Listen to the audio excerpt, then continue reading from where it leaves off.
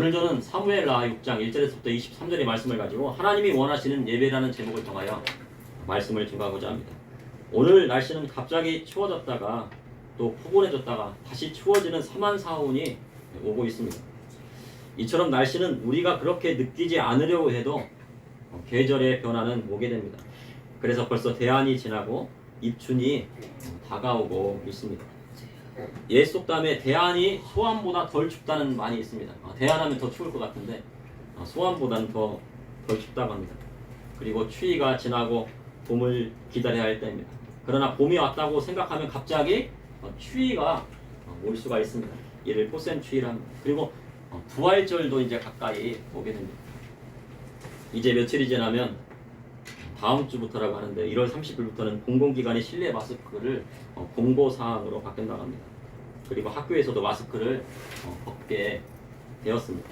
이제 자신의 선택에 따라 마스크를 벗고 쓰게 된답니다. 코로나19가 3년이나 지속되면서 우리는 많은 것을 느꼈습니다. 특히 많은 교회가 코로나19 대면 예배 제한으로 예배 드리지 못하거나 큰 소리로 찬송하지 못하고 통성기도까지 제한받았을 때가 있습니다. 확진자가 한 500명, 400명 되는데 부활절 예배 드리지 마라, 성탄절 예배 드리지 마라. 지금은 뭐 10,000명, 20,000명이 넘는다고 합니다. 그런데도 하나님 앞에 예배를 드릴 수 있으니 예배에 대한 소중함을 느끼게 됩니다. 그래서 지금은 예배에 대한 모든 제한 상황이 다 풀린 것으로 알고 있습니다. 어떻게 보면 정치인에 따라 그리고 정치인의 성향에 따라 하나님 앞에 드려지는 예배에 대한 통제에 대한 기준이 달랐다는 것을 지금 되돌아보면 알 수가 있습니다.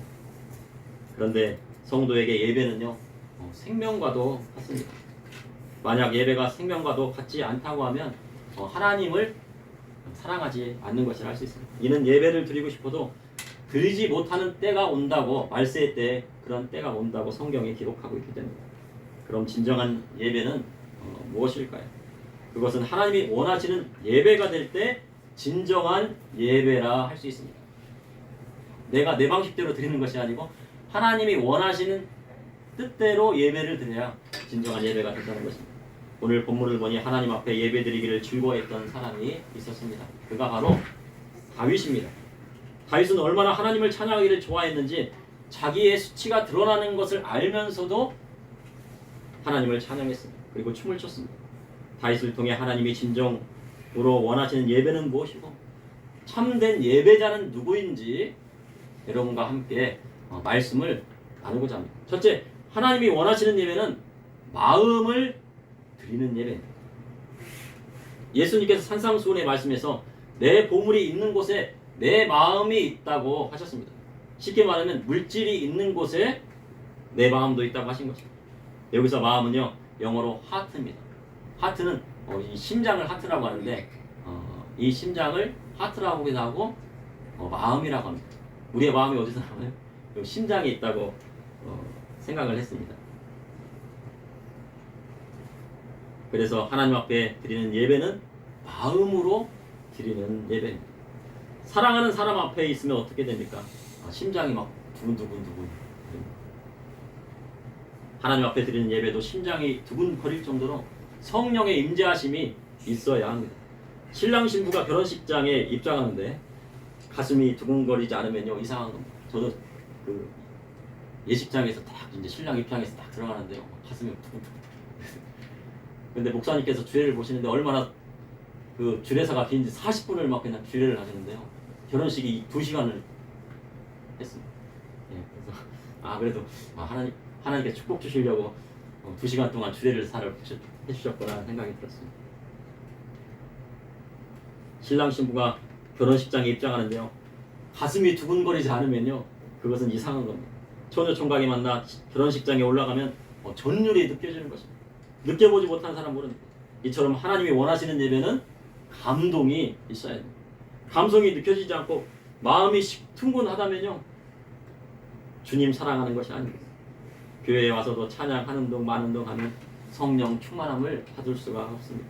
교회에 오면 하나님을 뜨겁게 찬양합니다. 그래야 할 때 하나님 앞에 드려지는 예배가 되는 것입니다. 그리고 성령의 임재하심을 느끼게 되는 것입니다. 이처럼 하나님은 찬양 받으시기를 기뻐하십니다. 그래서 예배 때는 어떻게 돼요?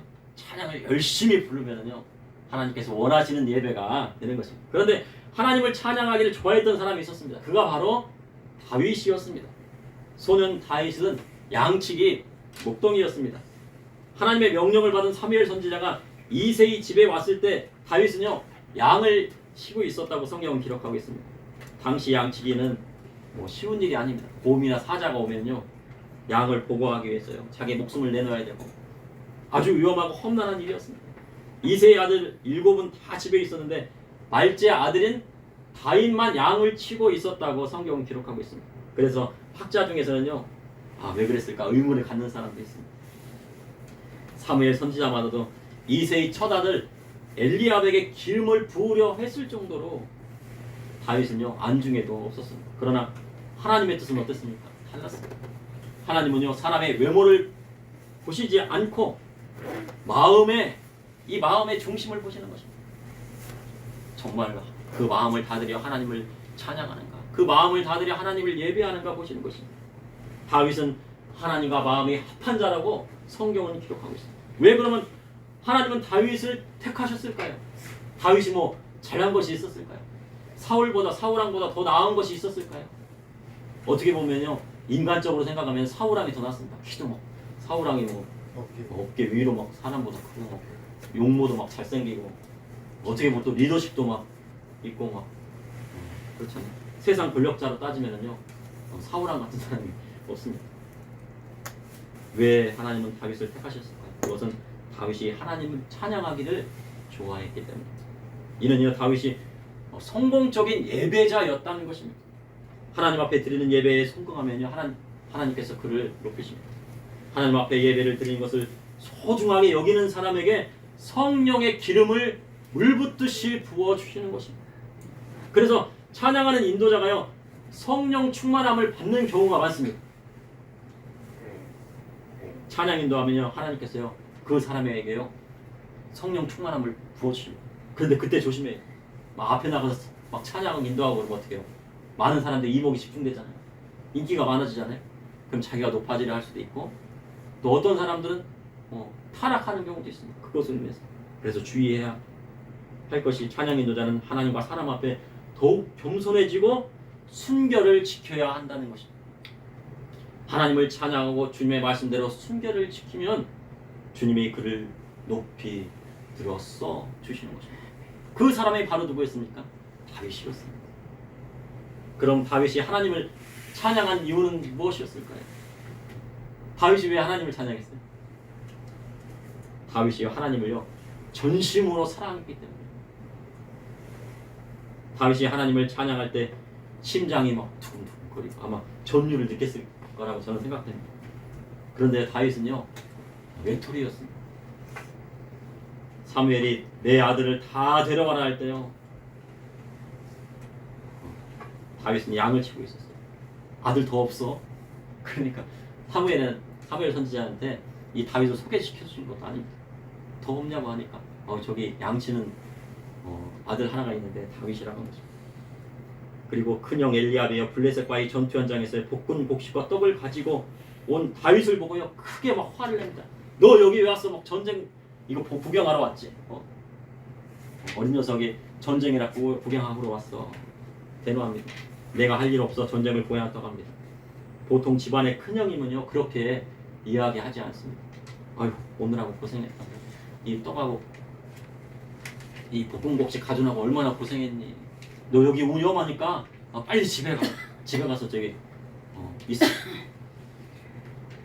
그런데 시편 27편에 다윗의 시를 보면요 그 10절에 말씀이 나옵니다. 내 부모는 이 다윗이 한 시편입니다. 내 부모는 나를 버렸으나 여호와는 나를 영접하시. 다윗은요 내 부모가 나를 버렸다고 고백합니다. 부모님께 버림당한 사람이 있습니까? 부모님께 버림받으면요 마음이 아픈 거예요. 일한했던 사람들도 부모님께 버림받으면 어떻게 해요? 그 부모님이 보고 싶은 거예요. 그리고 마음이 아픈 거예요. 나는 누구인가 정체성이 혼란되는 겁니다. 근데 다윗은 내 부모가 나를 버렸다고요 고백합니다. 다윗은 부모님에게 버림당한 아픔이 있는 듯합니다. 그리고요 아둘람 굴에 가가지고 사울의 왕은 이제 쫓겨가 아둘람 굴에 가가지고 거기 막 불 속에서 막 생활하잖아요. 집도 없이 그냥 불 속에서 막 자기를 따르는 뭐 부하들하고 거기서 생활합니다. 그러니 더욱 하나님만 의지하고요 슬프고 괴로울 때 다윗이 뭐를 했어요? 슬프고 괴로울 때 하나님을 찬양합니다. 우리 성도님들 슬프고 힘들고 괴로울 때 위로가 필요할 때 찬양이 나오십니까? 그러면요 성공한 예배자가 된 것입니다. 다윗은요 잣나무로 만든 여러 가지 악기로 여호와 하나님을 찬양했습니다. 수금과 비파와 소금과 양금과 제금으로요 여호와 앞에 연주했다고 오늘 본문에 나옵니다. 특히 다윗은요 수금을 잘 타는 소년이었습니다. 그래서 사울 왕이 악령으로 괴로움을 받자 신하들이 다윗을 추천했어요. 이 다윗이 수금을 탁 타니까 어떻게 악령이 막 떠나가는 역사가 일어나요. 축기가 일어나요. 다윗이 연구했던 수금은 히브리 사람들이 처음으로 사용했던 악기라고 합니다. 수금은 지금의 하프와도 같은데 하프는 원래 이렇게 손으로 이렇게 탑니다. 그래서 하프를 작은 망치로 때리는 그런 악기를 만들었어요. 그게 이제 챔벌러가 하는데 이걸 하프시코드라고 합니다. 이 챔벌러 하프시코드가 나중에 피아노가 되었다고 합니다. 발전했다고 합니다. 그래서 하나님을 찬양할 때 다윗처럼 악기를 연주하며 찬양하면 하나님께서 더 큰 영광을 받으시는 것입니다. 그래서 어린이들은 어렸을 때 악기 하나 정도를 꼭 배워서 하나님을 찬양하는데 힘을 써야 합니다. 그래야 할 때 하나님께서 다윗을 쓰신 것처럼 그를 들어써 주시는 것입니다. 사무엘하 6장 1절에서 2절에 다윗이 이스라엘에서 뽑은 무리 3만 명을 다시 모으고 다윗이 일어나 자기와 함께 있는 모든 사람과 더불어 바알레 유다로 가서 거기서 하나님의 궤를 메어오려 하니 그 궤는 그룹들 사이에 다정하신 만군의 여호와의 이름으로 불리는 것입니다. 바알레 유다는 기앗 여아림 바알라라는 곳인데 이곳에요 20년 동안 여호와의 궤가 안치되었습니다. 이 여호와의 궤를 어떻게 했어요? 블레셋 사람들에게 빼앗겼죠. 그것이 돌고 돌아서 어디 간 거예요?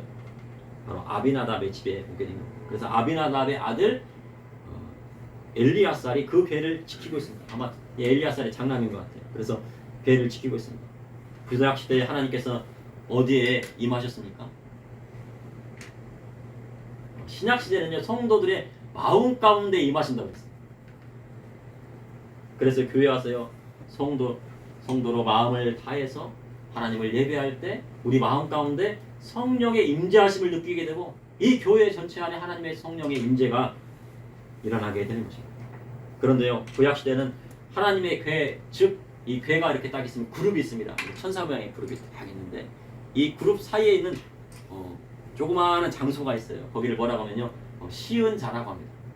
하나님에게는 여러 가지 그 명칭이 있어요. 언약의 궤라고도 하고 시은 자라고 하다고 하나님의 궤라고 하기도 하고 법궤라고 하다고 연약의 궤라고도 하는 것입니다. 근데 구약 시대 때는요 이 시은 자 안에 여호와께서 임재를 하셨어요. 그러니 다윗은 하나님을 예배하기 위해서 하나님의 궤를 어디로 가지고 싶었습니까? 바로 다윗성으로 드리고 싶었던 것입니다. 다윗은요 하나님을 예배하는 참된 예배자였습니다. 사울이 보기에도요 큰형 엘리압이 이스라엘 왕으로요 딱입니다. 그러나 하나님은 참된 예배자인 다윗을 택하여 이스라엘의 왕으로 세우신 것입니다. 그러므로 믿음의 성도는요 예배에 성공하는 참된 예배자가 되어야 합니다. 그럼 참된 예배자가 되려면 어떻게 해야 합니까? 바로 온 마음을 다하드려 하나님을 예배해야 하는 것입니다. 둘째, 하나님이 원하시는 예배는 목숨을 다하여 드리는 예배입니다. 창세기 2장 7절에 보면 여호와 하나님이 땅의 흙으로 사람을 지으시고 생기를 그 코에 불어넣으시니 사람이 생명이 되니라 하셨습니다. 생명이란 히브리어 네페시 하야입니다. 생명은 네페시 하야라고 하는데 네페시는 생명이라는 뜻이 있고 하야는 호흡하다는 뜻이 있습니다. 그래서 네페시 하야는 생명은 살아있는 존재라는 뜻이 됩니다. 그럼 생명은 어디에서 나옵니까? 우리의 생명은 어디에 있어요? 바로 피에 있다고 성경이 기록하고 있습니다. 레위기 17장 11절에 육체의 생명은 피에 있다고 기록하고 있습니다. 그래서 창세기 35장에 나엘이 난산하게 되는데 피를 많이 흘려서 베노니 하며 그의 혼이 떠나려 했다고 했는데 그의 혼을 바로 소울이라고 하는 겁니다. 소울은 혼도 되고 마음도 되는 겁니다. 그래서 하나님 앞에 예배드릴 때 뭐를 다 드려야 돼요? 예, 혼도 드리고 마음도 드리고 생명도 드려야 돼요. 그러나 마태복음 27장 50절에 보면 예수님께서 십자가에 소리 지르고 영혼이 떠나셨다고 기록하고 있습니다. 그러면 예수님의 영혼은 소울일까요? 킹 제임스 성경에 보면 His Spirit로 기록되고 있습니다. 이는 요한복음 1장에 예수 그리스도의 말씀이 육신이 되어 이 땅에 오신 성자 하나님이시기 때문입니다. 그런데 민수기 6장 5절에 보면 너의 마음을 다하고 뜻을 다하고 힘을 다하여 내 하나님 여호와를 사랑하라 하셨습니다. 여기서 하나님을 사랑하면은 all your soul이라고 하고 있습니다. all your soul이 표현하는 겁니다. with all your soul을 직역하면요, 함께 모든 너의 마음. 뭐를 대한다고요? 함께 모든 너의 마음. 근데 우리 번역을 뭐라고요? 마음을 다해라 하는데. 그리고 보통요, 함께 모든 너의 마음하고요, 마음을 다해라 하면, 우리가 보통 마음을 다해라 하면요, 이 마음을 다하는데 50%만 드리는 것이 마음을 다하는 것인가? 80%만 드리는 것이 마음을 다하는 것인가? 90%만 드리는 것이 마음을 다하는 것이라 헷갈릴 수가 있습니다. 그런데 영어 성경을 보면 뭐예요? 함께 모든 너의 마음, 모든 마음을 다 드리라는 거예요. 50% 아니고 60% 아니고요, 70% 아니고 모든 마음을 드리는데 이 소울은 무엇이라겠습니까? 아까 하는 말로 생명, 혼, 목숨이라고 하는 거예요. 그래서요, 모든 너의 목숨을 드려, 생명을 다하여 예배에 드려라. 그것이 뭐예요? 하나님을 사랑하는 것입니다. 목숨을 다해 예배 드리는 사람이 있었으니 그 사람이 누굽니까? 이게 다윗입니다. 다윗이 양을 치기 위해서요, 공과 사자와 싸웁니다. 다윗이 공과 사자를 하고 싸울 때 뭐를 가지고 싸웠어요? 막대기 갖고 싸웠다는 거예요. 그리고 물맷돌을 막 들고 다녔었는데, 네, 사울한테 고백할 때 저는 곰이나 사자도 막대기 갖고 때려가지고 잡았습니다. 그래가 잡아가지고요, 사자 입을 찢어놨습니다. 그러니 2m 90cm가 넘는 이 골리앗도 내가, 하나님을 안 믿는 이 골리앗을 내가 사자 입을 찢은 것처럼 내가 찢어놓을 수 있습니다. 죽일 수 있습니다. 그런 겁니다.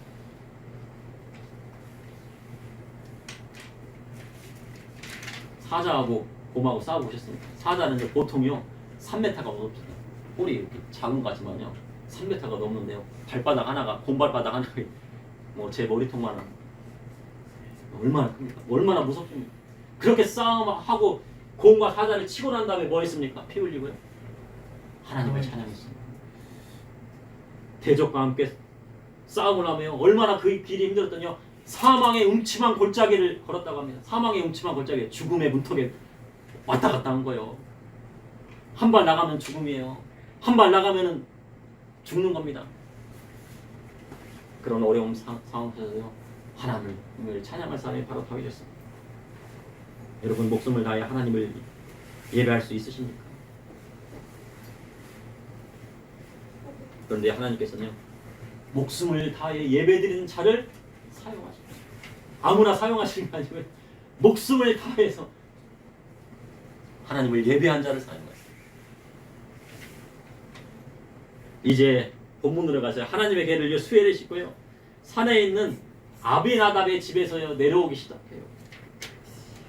원래 여호와께는 어떻게 됩니까? 원래 제사장 넷이서요, 이 내가 네 쪽으로 이렇게 돼서 이렇게 막대기 같이 생겨가지고 거기를 이제 메고 와야 돼요. 그런데 어디에 실었습니까? 하나님 말씀 따랐어요, 안 따랐어요? 안 따랐죠. 자기들 생각대로. 왜냐면요, 그 산 속에서부터 다윗성 같이 가려면 얼마나 힘들어요.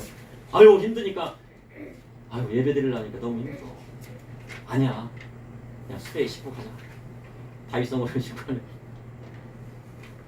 무거운 배를 네 사람이 메고요, 길란 여아림 바알라에서 다윗성까지 가려면 얼마나 힘들겠어. 그러니 수레에 실었습니다.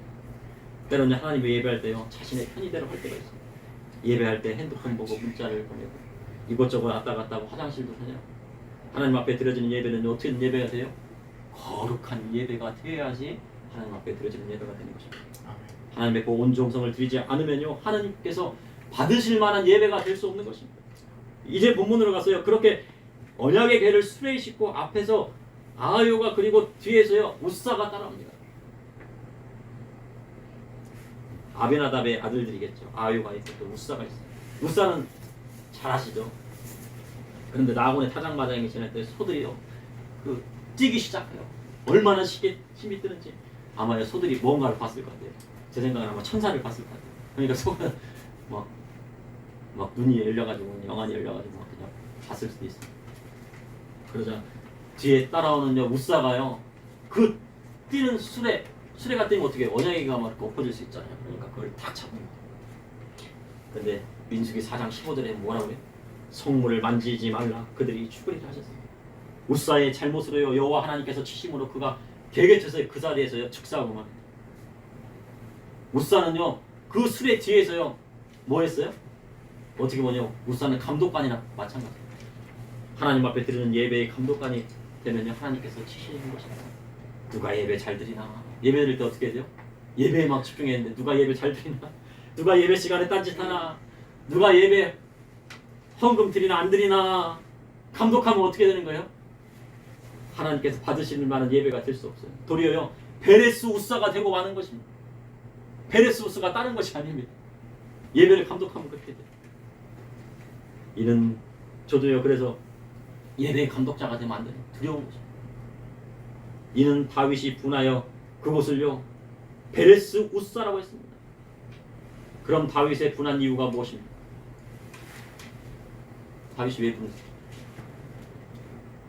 하나님을 예배하기 위해서요. 여호와의 계획을 기쁜 마음으로 다윗성으로 이제 올려가고 있는데 우사의 잘못으로 축복은커녕 하나님의 진노가 그곳에 임했어요. 그런데 다윗이 두려운 건요. 그 진노가 나의 집안에 올까 두려운 거예요. 내가 망하게 될까 두려운 거예요. 지금 이 다윗은 뭐에 실패했습니까? 하나님께 드리는 예배에 실패한 거예요. 누가 수레에 싣고 오래요. 제사장 법궤를 4명이서 들고 와야죠. 그러니 그 진노가 다윗에게 말까 두려워하여 여호와의 궤를 가져오기를 즐거워하지 않았습니다. 사무엘서 6장 11절에 여호와의 궤가요 가드 사람 오베드돔의 집에서 석 달이 있었는데 여호와께서 오베드돔과 그의 온 집에 복을 주시니라 하셨습니다. 그럼 여호와의 궤가 왜 오벳에돔의 집에 갔을까요? 왜 다윗은 이스라엘에 많은 사람이 있었는데 왜 오벳에돔의 집에 갖다 놨을까요? 왜 갖다 놨어요? 오벳에돔은 가드 출신의 블레셋 사람이었어요. 이 사람 정통 이스라엘 사람이 아닙니다. 가드는 어디예요? 블레셋 땅이었죠. 팔레스타인 그쪽 땅이에요. 그러니까 이 사람 블레셋 출신이에요. 이방 사람이에요. 블레셋은 이스라엘과 자주 싸운 이방 민족입니다. 그리고 오벳에돔의 뜻은 에돔의 신의 예배자입니다. 에돔하면 우리가 많이 알고 있죠. 에돔. 에서의 후손들이에요. 그러니 에서의 후손이라 할 수 있습니다. 이는 이스라엘 자손이 아닌 이방인의 집에다가 뭐를 놓은 거예요? 다시 법궤를 갖다 놨어요. 엘리 제사장이나 그 아들 홈리와 비나스가 잘못해서 어디 있어요? 법궤를 빼앗아 갖고 블레셋 땅으로 막 돌고 돌았잖아요. 거기에 막 독적이 막 일어났잖아요. 그럼 다시 어디에 갖다 놓은 거예요? 오벳에돔에요. 갖다 놓은 거예요. 오벳에돔의 집에다. 이는 이스라엘 자손이 아닌 이방인의 집안입니다. 다시 다윗이 두려우냐? 다윗성에 드리지 못했고 이스라엘 자손 누구도요 하나님의 궤를 가져오기를 싫어했다는 거예요. 그러니 어쩔 수 없이 어디다 놓은 거예요? 이방인의 집에 언약의 궤를 갖다 놓은 거예요. 하나님의 백성이 예배하지 않으면요 이방인들을 들어서요 예배 받기를 원하시는 분이 누구십니까? 하나님이세요. 종려나무 가지를 들고 막 호산나 하면서 막 사람들이 막 다윗의 자손 오시는 이여 막 떠니까 사람들이 막 뭐라고 저 사람들 소리 집히지 마. 그랬더니 예수님께서 뭐라고요? 돌들도 너희들이 저렇게 찬양하지 않으면 돌들도 찬양. 이스라엘 자손이 찬양하지 않는다면 돌들도 저 식물들도 찬양할 것이다. 너희가 예배 드리지 않는다고 하면 저 논밭에 있는 벼도 찬양할 것이고 저 밤나무도 찬양할 것이고 저 소나무도 찬양할 것이다 하는 것입니다. 모든 만물을 다 하나님을 찬양하는데 하나님을 찬양하지 않는 사람이 있는데 그게 바로 사람입니다. 그런데요, 여호와의 개가 그곳에 거하자여 놀라운 일이 벌어졌다고 성경은 기록하고 있습니다. 성경에는 이방인이 오베드돔의 집에 석 달 있었는데 그 집에 복을 주셨다고 말하고 있습니다. 아니 그런데 석 달 동안 복을 주셨으면 얼마나 주셨겠어요. 생각해보세요. 뭐 아기를 막 많이 낳고 뭐 가축이 막 숨풍숨풍 뭐 양이 막 번지고 해도 얼마나 번졌겠어요. 그런데요, 이스라엘 왕인 다윗이 깜짝 놀란 정도로 복을 주셨다. 그러니 얼마나 물붓듯한 축복을 주셨겠습니까? 다윗도 깜짝 놀랄 만한 축복을 주셨는데 3달 동안 그 짧은 기간에 대단한 축복을 주십니다. 그러므로 믿음의 성도는 목숨을 다해 하나님을 예배하며 그리할 때 오베데돔에게 부어주신 축복을 찾게 되는 것입니다. 셋째, 하나님이 원하시는 예배는 온 정신과 집중을 하여 예배하는 것입니다. 마태복음 22장 37절에 여호와께서 이르시되 내 마음을 다하고 목숨을 다하고 뜻을 다하고 너의 하나님을 사랑하라 하셨습니다.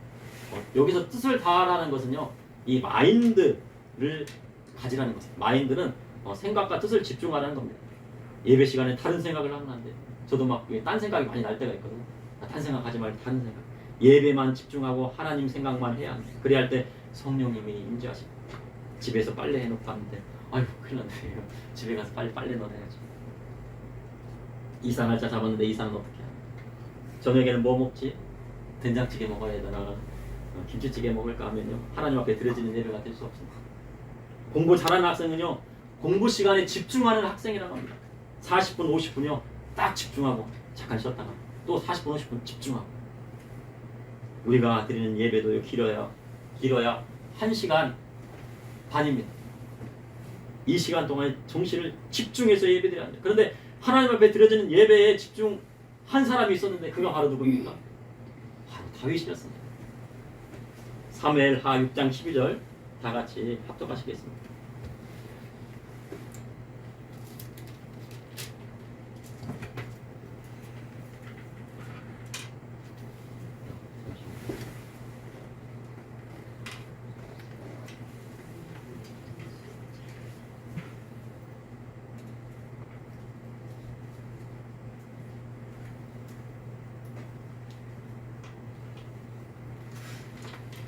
다 같이 합독하시겠습니다. 어떤 사람이 다윗 왕에게 아뢰어 이르되 여호와께서 하나님의 계로 말미암아 오베드돔의 집과 그의 모든 소유에 복을 주셨다 한지라. 다윗이 가서 하나님의 계를 기쁨으로 메고 오베드돔의 집에서 다윗성으로 올라갔어요. 다윗이 오베드돔의 집에, 이방인의 그 집에 복을 주셨다 하는 소리를 듣고요, 두려움이 사라지고 기쁨으로 궤를 메우기를. 이전에는 하나님의 궤를 어떻게 옮겼습니까? 예, 수레에 신고 왔죠. 근데 지금은 뭐 어떻게 했다고 그래? 메고 왔다. 하나님 말씀대로 정성을 다드리고 궤를 맨 사람들이 6걸음을 갈 때 소와 살찐 송아지를 제사로 드렸습니다. 그리고 다윗이 힘을 다하여 힘을 추었는데 여기서 힘은 영어로 이 마이트입니다. 마이트는 아주 강하게 강렬하게 막 춤을 춘 거예요. 어떻게 뭐 댄스를 하나님 앞에 췄다고 봐도 될 것 같습니다. 그러니 다윗이 입었던요 대에봇이 들썩합니다. 대에봇은 원래 제사장이 입었습니다. 이게 통으로 짠 이런 치마 같은 옷인데요. 근데 후에는 이제 일반인들도 이런 치마 같은 에봇을 입었습니다. 그런데 다윗이 속옷을 입었는지 안 입었는지도 모릅니다. 이는요 다윗의 생각과 정신이 하나님 앞에 드려지는 찬양과 예배에 집중했던 것입니다. 그러니 이 치마가 막 들썩들썩하니까 뭐예요? 자기의 수치가 어떻게 드러나게 되겠죠. 그런 것도 몰랐습니다. 얼마나 찬양하는 것을 집중했습니다. 이처럼 하나님이 원하시는 예배는요, 우리의 마인드, 우리의 생각, 우리의 정신, 모든 것을 다 집중하는 것입니다.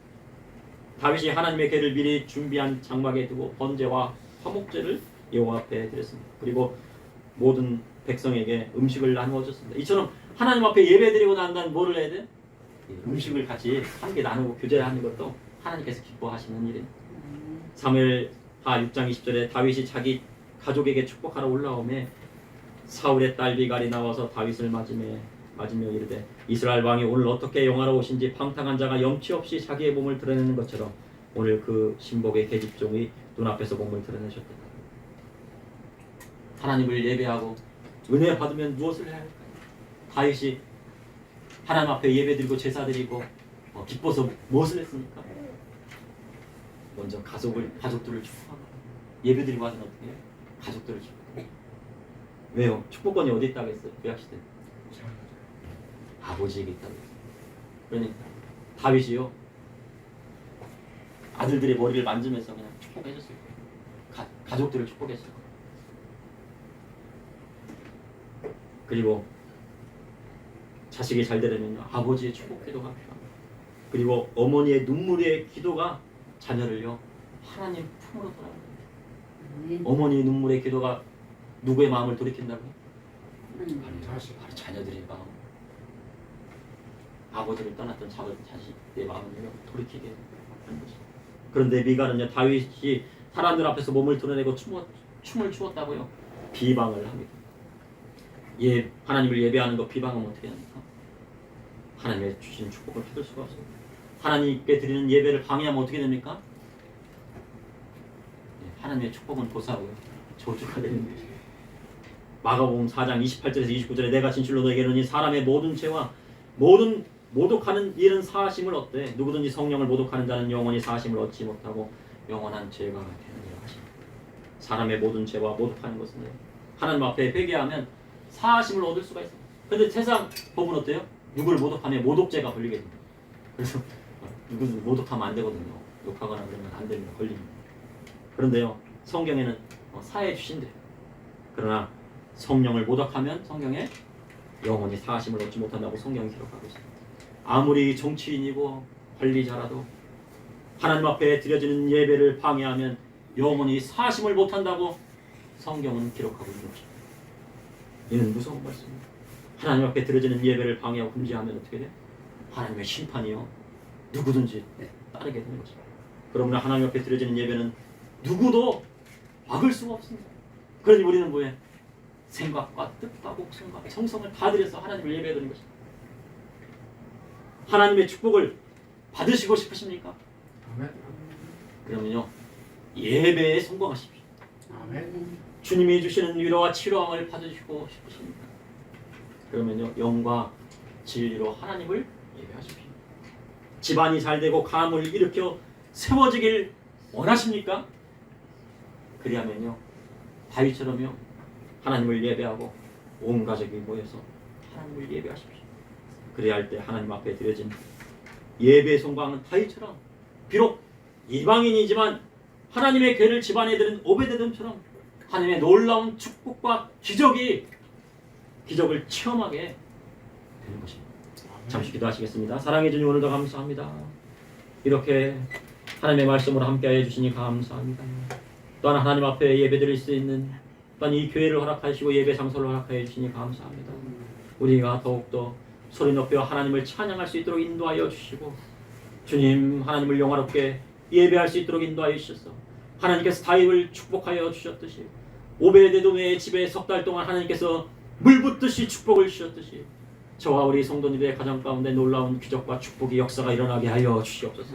참된 예배자가 되게 해주시고 예배에 성공하는 저와 우리 성도님이 될 수 있도록 인도하여 주시옵소서. 예수님의 이름으로 기도합니다. 아멘.